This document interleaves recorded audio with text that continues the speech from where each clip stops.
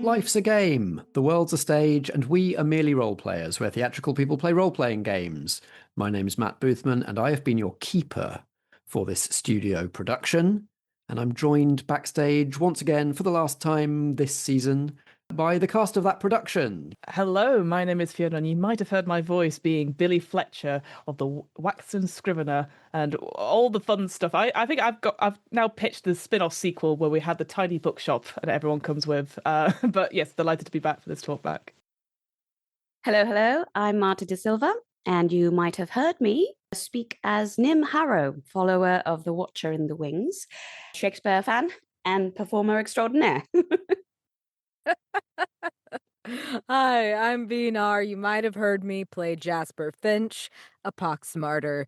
I'm also a Shakespeare fan. I didn't know that was a requirement here, but I do feel like, that's probably more Nim's thing. Yeah, for sure. I mean, listen, we can have common interests. That's why we're all working together. Yes. Yeah. And if we want to, we can talk about characters' common interests now, because the prohibition on talking about your character's backstory is lifted now that we've finished the game. Woo! But Matt, what if we have future sessions? Right. Yeah. What then? Hey, I didn't say you had to, just that it's not prohibited anymore. How's everybody feeling? It's been a few days since we recorded. What's still sticking with you? What are your reactions? How are you feeling about the session? I think for me, just because, as I said, out of all of us, I have the least experience with Silk Verses. I still only up to episode 7 of season 1. I've not gone any further than that. But I've really enjoyed how the system and obviously how we've put it together, how it works, and it felt very evocative of the show. So it's that sort of thing. So if you like the show, you like this, because not all horror RPGs are of certain podcasts, I'm not going to name them here because that's naming shaming, do that. And I really was, because that's the thing, I was like, oh, I don't know if this will work. So I love Card by Brindlewood Bay games, and obviously I'd heard of Silk Versus, where I was like, oh, how does this work? And I had such a blast and didn't feel like I was inhibited at all by not knowing anything about stuff. And I just, had a good time. And I understood, I was like, when can we play again? In my head, because I was wanting to see our weird collection of characters solve more weird mysteries, but with this sort of filter on Silk Versus. Yeah, just felt really cool to play in. You got to comment on this episode if you also want to hear this weird collection of characters play together again. Yeah. Mm-hmm. Fiona, I wanted to ask as well, because you've got lots of experience with other Carved from Brindlewood games. How did it compare to things like The Between and Brindlewood Bay and Public Access and all of those? So the main difference, just on a sort of mechanical level, is that so Brindlewood Bay, and I'll give the quick context for that in case people don't know. So that is where you play older women, retired women who solve crimes. So think A Murder, She Wrote, but has a little bit of eldritch horror in it. And that game, you don't have a playbook. You just have your generic sort of older lady, and you do a little bit of twisting turning. And then The Between, which is like monster hunters in Victorian London, they do have playbooks, and it's a little, it's I say darker. All things are dark in the Carpham universe, but what I liked about that is that you could really lean into the Penny Dreadful side of it. Here, it feels like Silk Versus is definitely more on the Brindlewood Bay side because of the different playbooks, but also you then have your individual sort of faction sheets on top of that, like the religion sheets, sorry, face sheets. Sorry, we'll get there eventually. So yeah, you had a combination of two. You had the character sheet and then that, so it was almost like a mix between the two.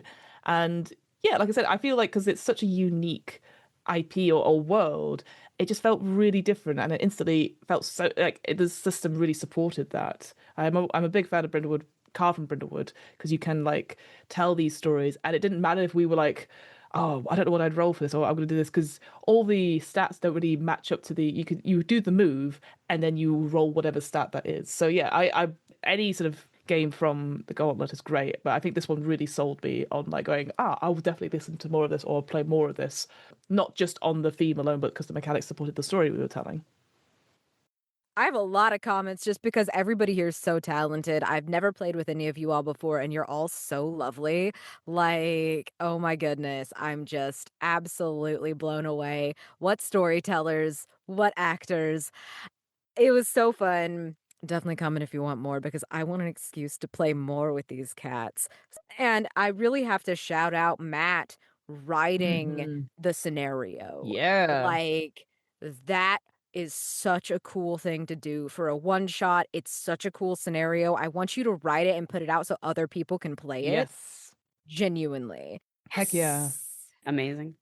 It is a real like designing assignments or like scenarios for these games. There is a real art to it, and I really have a load of like respect and admiration for Jason Cordova and all of the other writers who write for these games, because it's so unlike writing scenarios for basically any other role-playing game, specifically writing good carved from brindlewood clues that are like evocative and fit the theme and what might be going on without being so prescriptive that they point you towards a specific answer to any of the questions, and also like clues that you can drop into scenes wherever that don't have to appear at a specific place.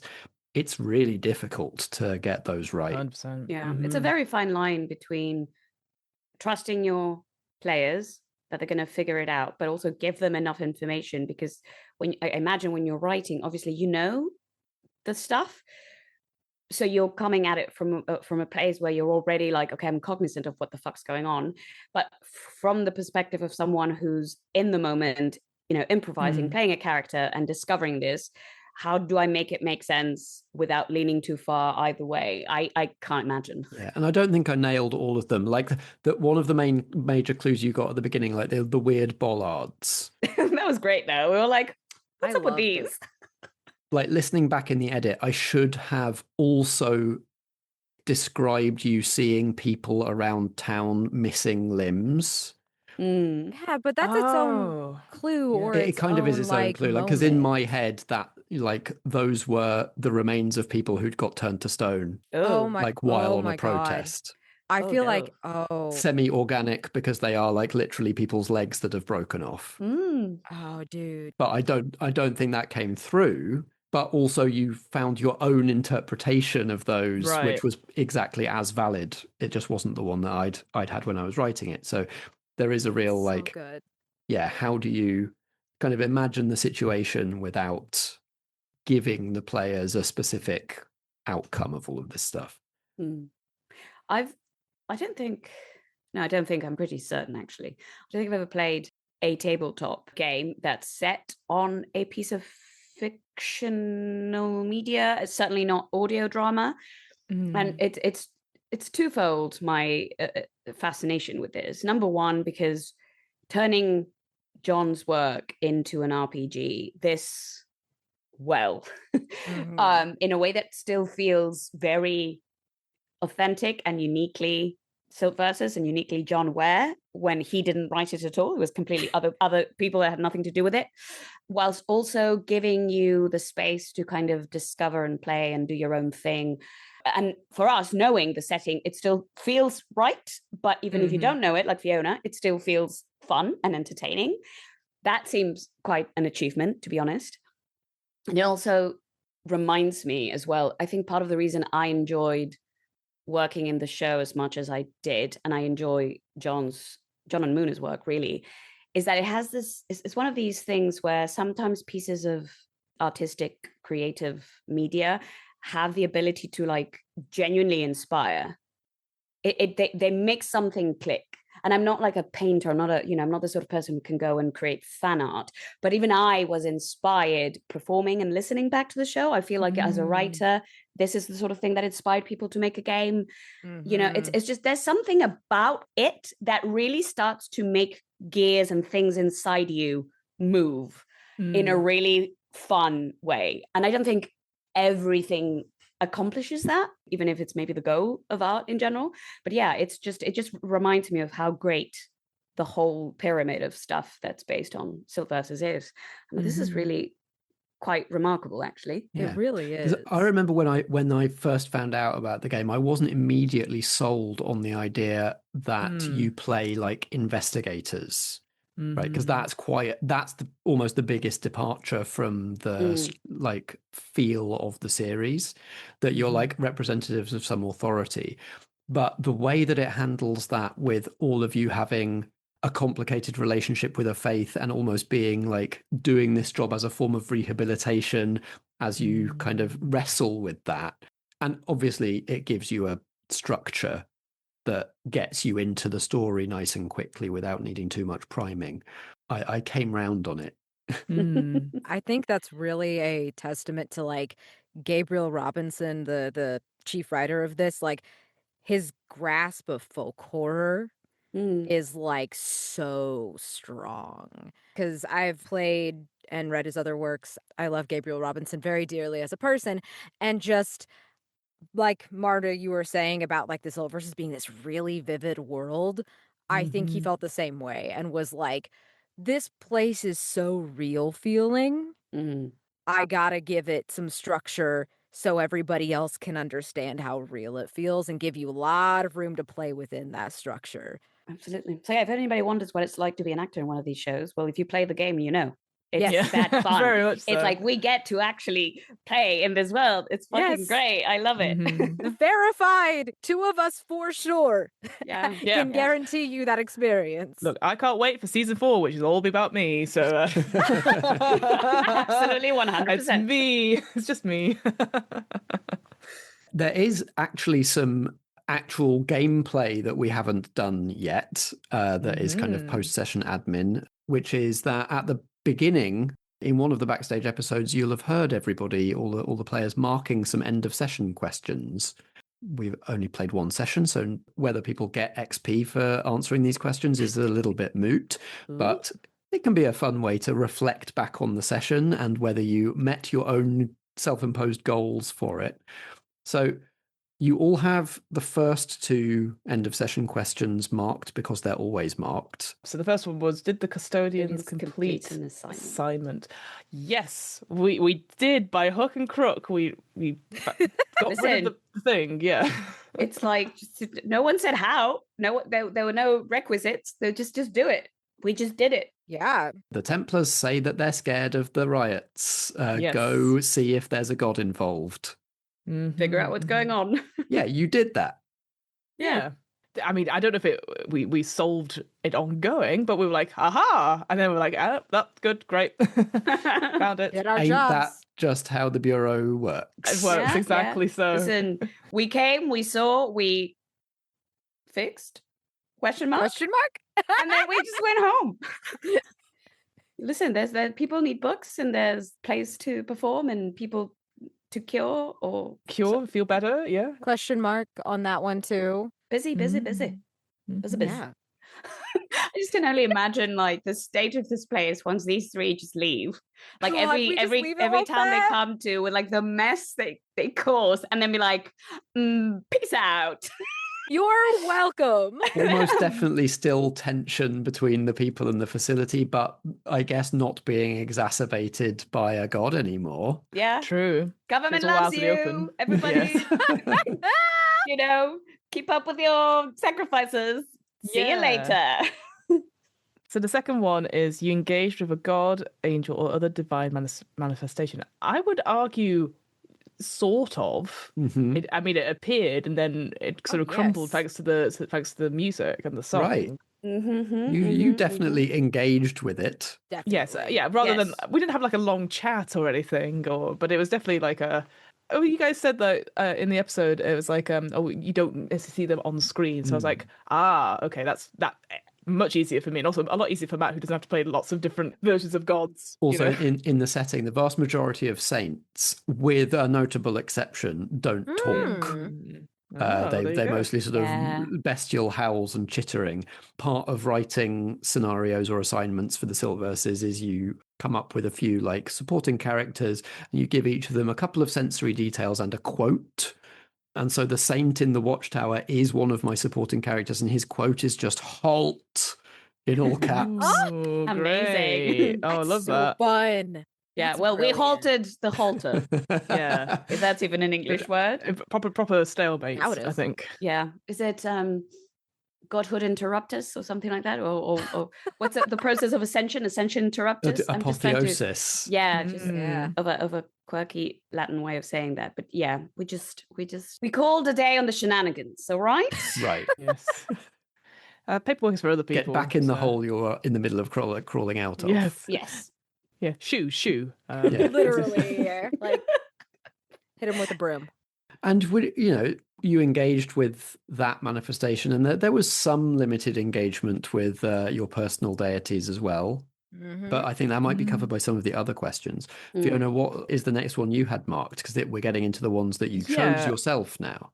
So I believe of the two I marked were, did you struggle with your personal faith? And then did you deliver a monologue about any of the following, which is like the nature of gods, futility of individual choices in the face of indifferent powers, the horrors that society accepts as good and necessary. I don't know about struggle, personally speaking. I think I was pretty okay. I mean, I struggled with people just not liking me, but I don't think that was because of my faith. It's because I was just being a nosy busybody. I think I tried to deliver a couple of monologues. I don't know if they were about those particular topics. I think they were just me being me. Just like, asking about good book choices and stuff. So I don't think I completed either of those, personally speaking, but I like them, and I like how these questions, again, all that, if we had more time, a longer campaign, I'd be like, okay, how can I... So we did some backstory stuff because of the... We wrote some verses, which is one of the main Verses, that's the ways. word. So I was going to say turning keys, that's public access. That's the other one he's done. But yeah, like the verses, I love that sort of mechanic, because then I could be like, okay, now I've done a couple of verses, how best can I do this monologue perhaps from what I've built up? So yeah, so I personally don't think I completed any of those other end of series questions, or end of session questions, sorry. It's a nice, another comment on the design is that they do say, like, be generous with whether you can say yes to these questions. And like, if you can answer yes to a question because of something you did in a flashback, that still counts, right? Yeah. So you can kind of almost, I'm actually happy with my dice result, but I'm going to write a verse anyway because it lets me hit one of my XP triggers, is a legitimate way of playing the game and gets you that good backstory that everyone's trying to reveal. Yeah, absolutely. B, did you have any different end of session questions marked, and what did you hit them? Yeah, I had 2 different ones marked just because I thought it'd be fun, because we were doing one. Did you undermine the orders of your superiors or use the assignment to pursue personal interest? I don't think I did that, because I think we were all pretty invested in finishing this assignment, and that seemed like it didn't. A longer term goal, perhaps. It seemed like maybe a longer term goal. I was like, that's going to be fun. That's a bad idea. I mean, again, in the spirit of being generous, the letter of the assignment was like, go help the SSPC Templars, right? Yeah. It was vague enough where it was like, Vague. why are we here? What did they send us for? It was all very like, so secrets. not really knowing what their orders were, or what their ultimate goal was. Perhaps we did. Maybe we did. Who knows? But the other one was did you go out of your way to connect with the local community? And I definitely got to do that because Matt gave me this beautiful opportunity of essentially rock triage. And he just handed me that on a rock platter, and it was fabulous. So yes, I got to do that. That was a really beautiful scene as well. Really enjoyed that. Very lovely. Fun. Yeah. Walked away with a stiff neck. Definitely not the worst they've had. Right. And that's a condition that you carry if you were to play again, still part stone. Yes, still petrified. So if we do it again, we all have conditions, I think. Yeah, I think we all ended up with some. I don't know, mine was something along the lines of hated by the town or something. Like not welcome. Not welcome. There you go. That's Billy. That will probably fade by itself as soon as you're not in that town anymore. You say that, Matt, but I feel Billy does that in every town.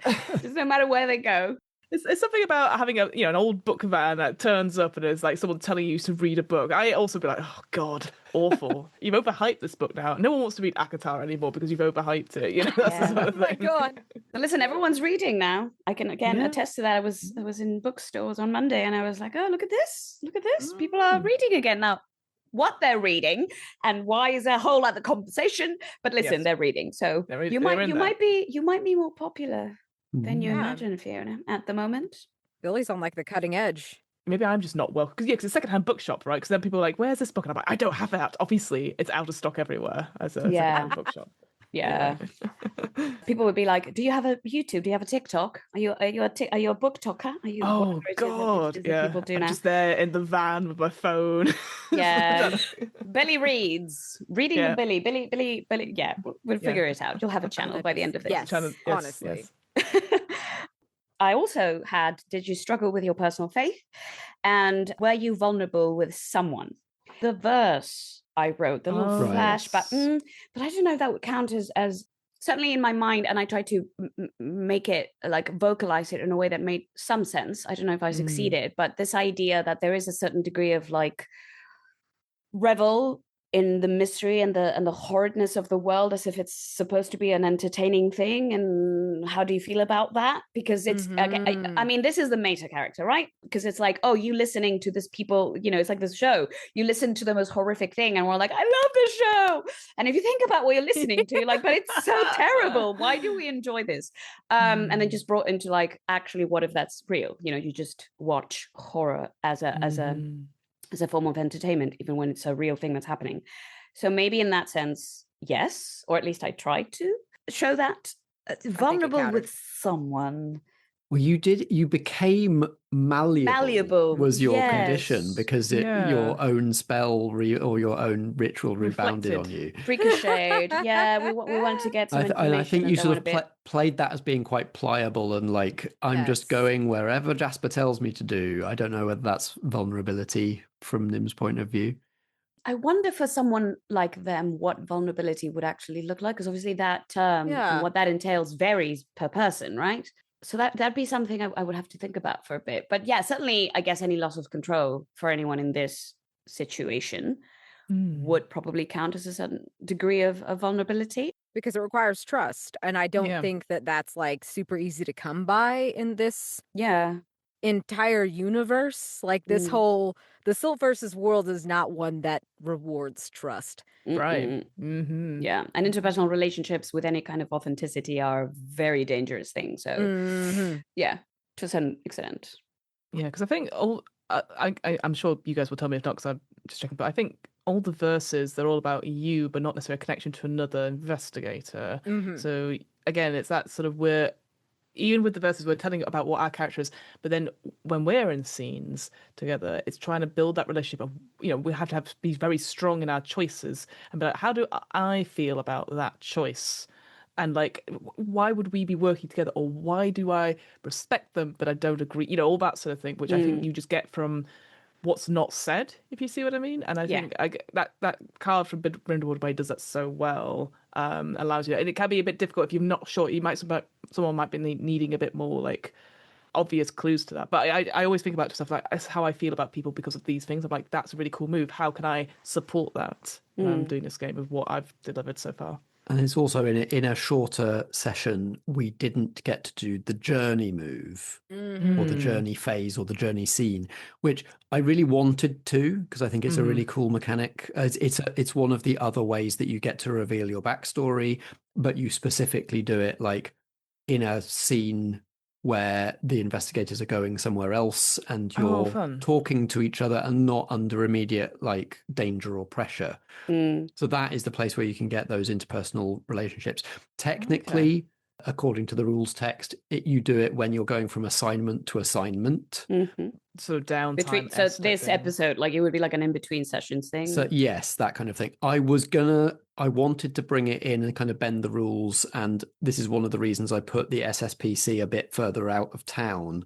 Is my plan was, let's do a journey scene whenever we travel between town and the SSPC. That makes by the sense, time we actually traveled there, we were already a little bit tight on time. Yeah, and shit was happening. Yeah, listen, the fact that we got to actually do anything that it has any kind of narrative cohesion in one session, now having played with everyone here, at least I will speak for myself, I am not succinct. So even with a character who barely speaks, and I always do that, I pick characters that don't talk, and somehow, I mean, we're always too long.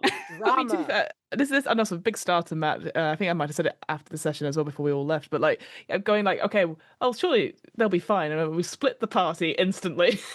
Poor Matt's like, no, Yep. No, I was so happy that you split the party immediately, because it does mean you can cover more ground, we can get more scenes, and it lets me do a thing that I don't tend to do as much in other games, but because I've seen Jason Cordova do it running these types of games, is to go, do you need a bit more? I think I did it for you, Marta. It's like, you've got a decision to make about this move. Let's leave you making that decision. Yeah. You can have some thinking time while we cut Switch back back. to a different Yeah. scene. So splitting up was great, because Okay, you got to good. meet more characters, go to more scenes, and give each other time to think about what you were going to do next. I think that's something I'll take from his GMing, his keepering, that I will absolutely do in other games as well, because it can be so much pressure when the spotlight's on you and it's like, what would your character do right now?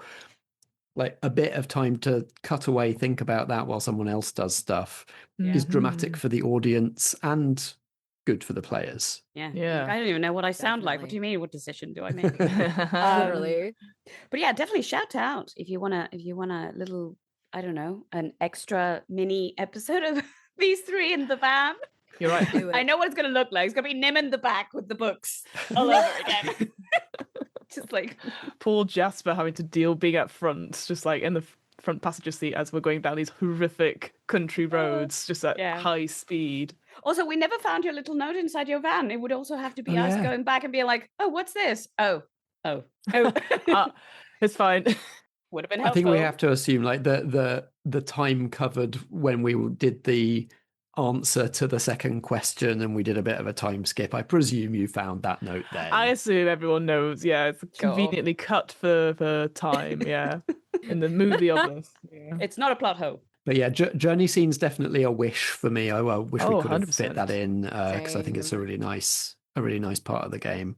I think I completed all the goals I'd set out to do, because I really loved the not welcome condition you gave to me. So normally I'd be like, no, I need to push through and get information, but I was like, that's such a fun condition. Of course I have to take that and land myself in trouble. And I wonder if, now thinking about it, if that sort of thing wasn't as helpful as it could have been to get information. And obviously I have talked to these NPCs a bit more about stuff, but I was like, I like that condition a lot. So I think that I don't regret that decision, but I wondered if I'd said nope and do another verse, maybe I don't know what other information we could have got. You know what I mean? Like, I think because that was there was clear things there, but I was just like, and I think that, star for Matt for saying not welcome, and then maybe a wish for me to say no, uno reverso. But that's like the best part of Car from Brindlewood games is I do the same thing, Fiona. Somebody gives me like a god awful condition and it's gonna mess up the timeline of getting information, but I go, but it's fun. Yeah, and like, then I keep it. Yeah. Because like that's entertaining. Then you're more likely to fail on future rolls because it's giving you Yes. disadvantage, and then you're more likely to write verses and get the backstory out there. Exactly, It's yeah. very intricately and beautifully designed. Yeah, that whole scene in the garage was just really interesting because I could visually see it in my mind, what kind of people were there and how, like, because we painted the scene, and obviously paint the scenes in Calvin Printable Bay games are great anyway. I love them because it allows us to help the keeper out, but also create those interesting details that the keeper can like go, oh yeah, I'll use that. But I could just really visualize like the two sides of it, and you just see the Templars in the corner, and just in my head that corner was darkened, it draws all the light in like a black hole.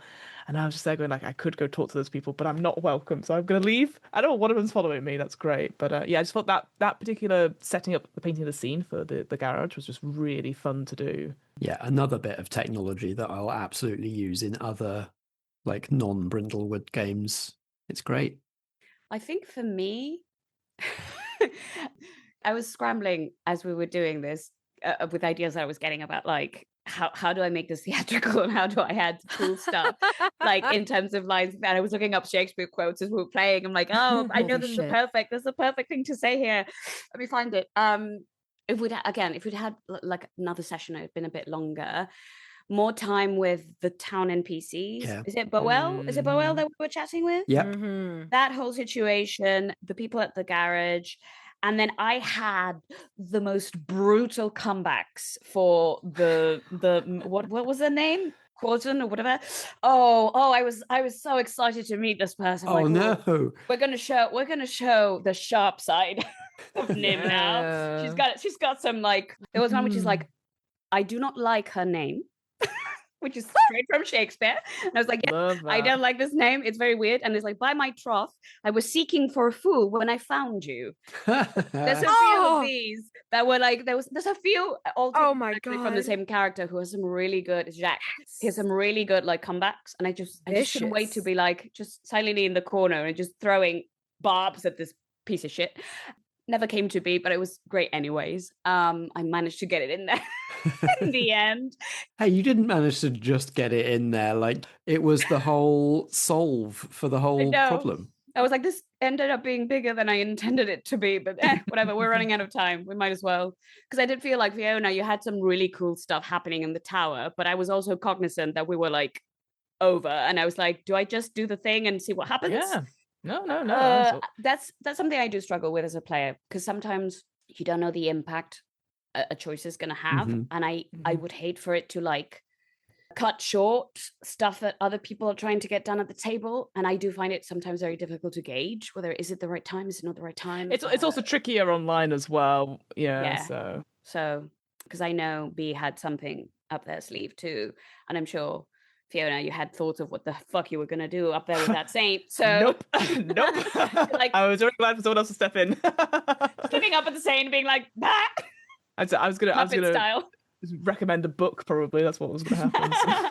Oh, Have you read how to, what is it, The Art of Not Giving a Fuck, or whatever self-help book you can find? Is it in the art of motorcycle maintenance? Yeah, it's like with 50,000 weeks or hours or whatever this one is about. I don't know. These might help. Oh my God. Oh no, Marta, I think you did beautifully. Like Yeah. genuinely, my only other thought was like making a Molotov cocktail out of that little alchemical set y'all gave me. But instead I was Yeah. like, oh my God, I can just throw the mortar and pestle thing and like highlight the scenes y'all are doing, Yeah. because I think that in scene was beautifully balanced. Marta, I think you did a fabulous job. Yeah. I really 100%. do. You.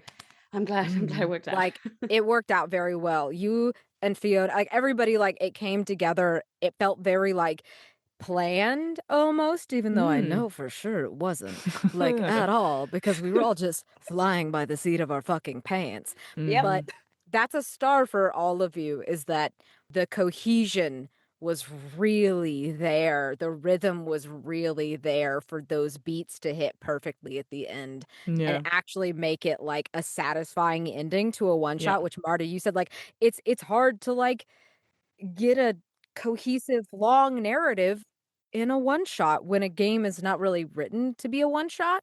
Mm-hmm. So I think Yeah. that's a star. And to speak to it as well, like I think I joked maybe on recording at some point, but like I am like seen as like the person that's taking out the people for the day. Like you guys have much better, like you have stronger powers, more obvious powers that are useful. And I think we talked about it in when we were creating Billy, was that like the initial power, it's a slow build, so that's why we added the additional one, which I did use in the end. I think as a I can't remember exactly why, but that's why I wasn't too fussed in a way, because it feels like to me you two are the ones that fix everything, and I kind of great, me too, all right, I'll come in. But a big star, because I didn't think we'd use it, but the star for the best seat in the house. Yes. Oh my God, yes. I was so glad that came back in, because that was such a fun detail, and how we were like, I don't know how we're getting it in, but it brought in, and that was like the thing you used, which was so beautiful. fun. Yeah. I was like, how am I sure they'll make it work? It's gonna be great. I do really genuinely hope we get to do this again, because I do know that Billy, in your pocket you've got like this jar of carnivorous beetles. And I was like, there was a moment there where I was waiting, like, is she gonna throw those I was thinking about someone and be like, I can't remember. I was gonna do something, because it was something with the waste paper bin. I swear to God, you used them and then like whistled and got them back in the jar. Okay, I swear that happened. There's a cut scene somewhere as I'm running through this facility, and someone's like, you can't go in there, man. And I'm like, beetles! And I run. I do want them to eat someone's face, though. I agree. Oh my Marta. God, very, very mummy style. I was just waiting for that to be like, don't mess with the librarian. That's all I'm gonna say. I mean, stars all round for the answer a question, both answer a question solutions. Like sitting here vibrating as I'm hearing you drawing all the clues together, because it's so like such an interesting hybrid of what I was thinking when I put the assignment together, and stuff that you've all brought to, and interpretations you've all brought to it, and the specific context the clues came up in. So, it both, to extend the stone metaphor, like I laid a foundation and then you all built a beautiful house on it. Mm-hmm. But just hearing those discussions and sitting back and trying not to nudge too much was really fun.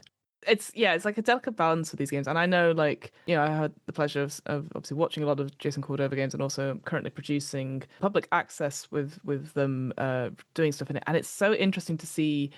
You talked about it just then, Matt, about like navigating and facilitating, but like they've got it down to an art of like 2.5 hours and 3, and I'm like going like, this is really lovely, but also we want to indulge you. We're all actors in some respect. We love having a chat. We love like going, but the emotions are just and I think there's some joy in us being able to try that and then slowly hone that craft to be what we want it to be in that ideal stuff. So that's why, as much as I know we're all laughing about like, oh, but another series, I was like, this is where exactly anyone who's starting a craft of Brindlewood Bay is like, yeah, this is how you start, and then you slowly, all of you get used to the system, and all of you get used to like the ebb and flow of where the spotlight is, and finding your own style to it. So there's no one style, even though it feels like it should be like tight stories and this. I'm like, no. I'm here to wax lyrical, so to speak, when in these scenes. Make it weird. Make it lyrical. Make it weird. Mm-hmm. Yes. Was it difficult to weave together a theory? Because from where I was sitting, it felt like you all kind of wove the clues and all the other details that you'd observed together very kind of elegantly.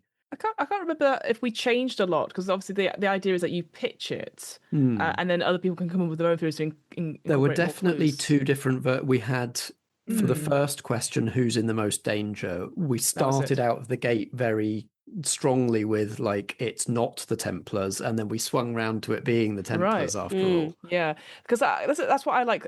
I've run the very few times I've run this, people often just go, whoever speaks the loudest or comes out first, people go, oh yeah, that's fine, and eventually you go, well, and it's up to you as the keeper to be like, well, how about these, how does these work? So you're supposed to tease out not plot holes, but like encourage other ways of viewing it so that other people can give a theory, because that's the more interesting thing, is like everyone has their own theory and how it works, and it's that sort of the taking the responsibility for all of us and to be like, okay, can we combine the two? And I think again that takes a lot of skill. And yeah, for me, I'm never sure.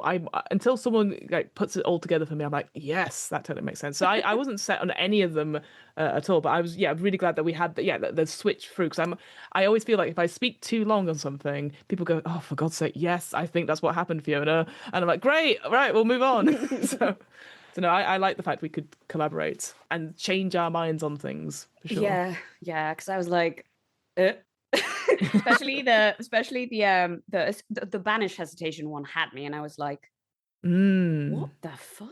Is that a person? Whose hesitation? Because this is the sort of world where hesitation could be a lot of things. And it wasn't, I think, until it clicked for me. I think one of the NPCs, somebody, I think it was your triage, B, when they were speaking about what had happened to them, when it clicked that, okay, so when you doubt or when you hesitate, it gets into you, it turns you into stone. And then something in my brain went like, hang on, is that what they wear? The scary fucking, like they're weird, the Templars, they're wearing the helmets and all that. Is that because they want to cause you to like hesitation? Blah, blah, blah, blah. Is that it eats the fire in you? And that's what it's not, it's the hesitation, it's just the door. So things started clicking, but it was like such a jumble of nonsensical crap in my head. And it was so good that we could like actually work it out with other people who had a better grasp on just words. I think when you're writing these things, it's like I've got, I think most of the assignments have like 20 clues, I think. So looking at the list of 20 clues, I'm like, this fits together. This is coherent. But then you don't think when you're designing that stuff, they're going to have 3 or 4 of these max to base something on. So yeah, the different ways that it can go based on the specific combination of clues that comes out is really interesting. Yeah, we got to 6, which I think is pretty good. Not bad in a couple of hours. Yeah, 6 clues. I think we could get on that. Not bad. Is there a clue, Matt, that you didn't get to use, or was that too much of a spoiler Do you think? It's not too much of a spoiler, I don't think. This is going to be a was it- tease for people to Yes. to buy it off my itch. Yeah. What's a fun one on here? So I think I mentioned on recording that there were a few about mirrors. So bringing in some of that imagery of like the Gorgon or the basilisk that you kind of look in the mirror to fun. avoid it. With the Medusa, I think we mentioned it in Yeah, game. that's a actually. way to not get to avoid the effect. So there were things like posters advertising a mirror amnesty, like a knife amnesty, but for mirrors. Ooh. But I think my favorite one was ritual instructions fuzzy from repeated faxing. Partly because I think Ooh, faxing that's is very, fun. very the That's silt great. verses. Like that's the for level of Yes. technology of the Oh, setting. that's really fun. Yep. Very 90s. But also like it might have changed the theories if that one had come out, because or supported the theory Yeah. I think you had for the second question about this being something that the Templars did deliberately. But it might have undermined the theory about it being a very new god if these are like instructions that have been faxed around so many times. Then maybe it's something older. But I enjoyed that one. I thought that was a fun one to throw Really in there. fun. Love that. I think that's what's really cool about writing and playing through these scenarios is because there's so many clues and you only get like 5 or 6 maybe, or 8 if you're really feeling froggy. And you can totally come to a different conclusion depending upon what the keeper gives you and who you're playing with and what they add. Like, and it's a very replayable thing, even if it's the same scenario, even with the same people. Like, it could be totally different. You could switch it up. And I want to give credit to you, Marta and Fiona, both, because you both kind of downplayed your ability to answer questions. You're both brilliant. You're both brilliant. Like, I really loved getting to like problem solve and story solve with you both. I thought you had some ballin' ideas. It was really cool. Like, you came in swinging, both of you, and I love it. I love it. You guys had like ready to go like thoughts about this stuff. I go in no thoughts, head empty. I'm like, what are we about? Let's talk about it. And I'm like, that's a cool clue. And so I love getting to problem solve with y'all. I always like that part, and you're both brilliant. Oh, right back at you. Right back Bea. at you. Yeah. Fiona. No, don't be silly. Don't be silly. Before this turns into a lovey fest, I realize there's one other mechanical thing that we can do in this talkback that we haven't done yet, which is you can get rewards. There are rewards for completing assignments that go on your what are your altar. rewards? Yay! It's Christmas early. Every assignment has the option to just ask one of your fellow players to invent a reward for you and add that to your altar. So you'll have that option. Ooh. But then the pre-written ones for this assignment, which you can choose from, the rear view mirror from a beloved old runabout, Ooh. a typewritten transcript someone powerful would prefer to be destroyed, a lifelike pottery bird that sometimes tries to fly when nobody's looking, and the vitrified eye of the basilisk saint. Oh my goodness. These God. are good rewards, Matt. Yeah, I like those. Another These are fun thing to good. write. Yeah, 100%. I want them all. I think it makes thematically sense for Billy to take the transcript. Yeah. Having that the whole thing about information that somebody wants destroyed, that Definitely. keeping it for now, even though that's kind of at odds with what the Waxen Scrivener is kind And of. we're all going to be Interesting like, choice. don't destroy it. Don't destroy it. No, Yeah, Billy, I'm just like, Billy, going like, but Billy, it's Billy, Billy. and then yeah, that was it. I eat bits of paper. That's what it was. I remember now what. Yeah. I remember. I'm obsessed with the fact that Billy just shoves it in her mouth. That's so good. Listen, there are 2 goats inside of Billy. One eats the paper and the other Eats one's paper. like, but it could be valuable. It could be valuable. What are you doing? But maybe that's it. Maybe I am still eating it. It's just a little Yeah. snacky snack. It just A special snack. Are you eating around the word? You start with a little corner and you're just like, just the border. yeah. The letterhead it's all- first. Yeah. It's all like was it censored numbers. as well? Yes, I'm just like number 22. I love it. I remember that scene now. Yes, I was like, there was something specific, and I was like, yes, eating paper. Yes, I remember. So yeah, I'll take this transcript. I'll take the transcript. Amazing. That's so fun. I feel like the petrified bird feels really thematic because of the whole wound healing. It feels very much like the kind of thing like a poxmartyr would try to quote unquote save, even if it's not a real living thing. I don't know what it is. Like that or like a basilisk eye because it's like an ingredient. But I feel like the bird maybe, unless Marta felt very strong about the bird. No. I mean, you can have a pet. It's all right. I delightful. already look like a bird. I have a fox on my face. Listen, I feel like I'm a listen, walking zoo. yeah, we have a pet and it's Nim, who's the scariest one of all. There's also, it would be an interesting interaction or like one maybe that you want to avoid between like a bird that moves when it's not being observed and a follower of a god of observation. Yes. Like catching that. Caught you. Ah. You both just making bird noises at each other. Yeah, in the night you're like sleeping and you're like, Nim, can you shut up? And he's like, ooh, sorry. Sorry. So I'll take the eye Great. because I feel like 'cause the that makes Watcher. more sense. Yeah, the Watcher. The Yeah, Watcher. Oh my thematically god. appropriate. It can go in the So accoutrement. perfect. Yeah. Make a little jewel out of it or something. Oh my god. Incorporate it into the mask one day. Yeah. I just like imagined a big pendant, like or like a Yeah. chest piece. Oh. Or like Yeah. a back mask, like a back of the head mask with it Oh, on. you know what? I can use it at because I you know how their hair is there's several versions in East Asia of these things they use to skewer their hair. Ooh. But the really cool one China has them as well. It's called a hairpin, so it's called binyo. It's a Korean traditional hairpin, and it is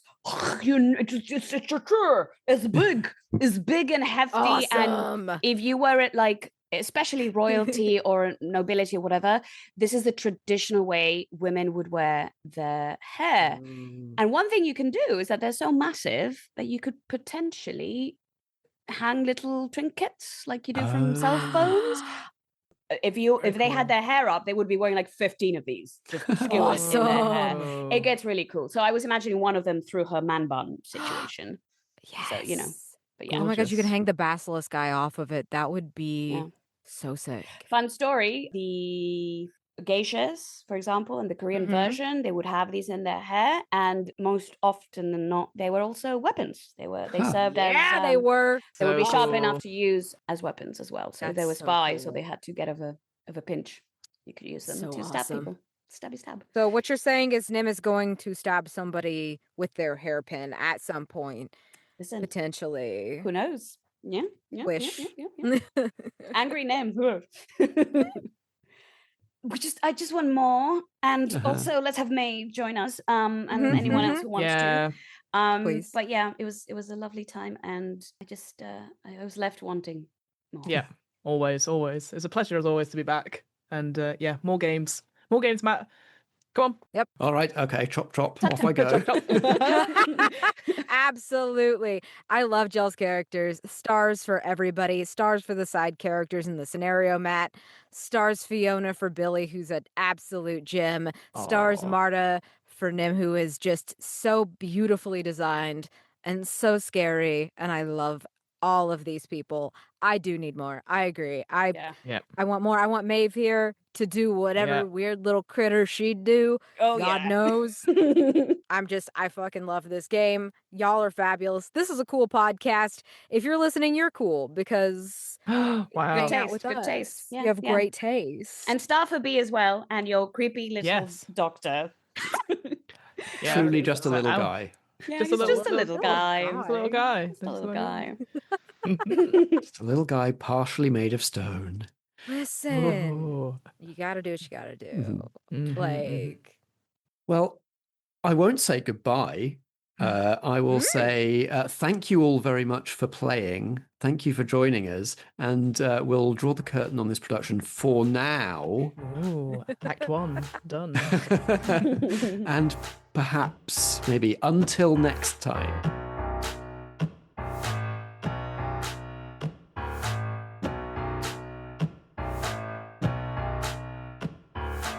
This has been It Feeds on Fire, a studio production from Merely Roleplayers, starring Marta da Silva as Nim Harrow, B. Nar as Jasper Finch, and Fiona K.T. Howard as Billy Fletcher. I'm Matt Boothman and I play the supporting cast. The theme music is by me and I edited and produced this episode. We were playing the Silt vs. Role-Playing Game by Gabriel Robinson and Jason Cordova and published by The Gauntlet. The game is based on the Silt vs. audio drama by John Ware and Muna Hussain. Merely Role Players is a Foggy Outline production in association with Blackshaw Theatre Company. Until next time, the show must go on.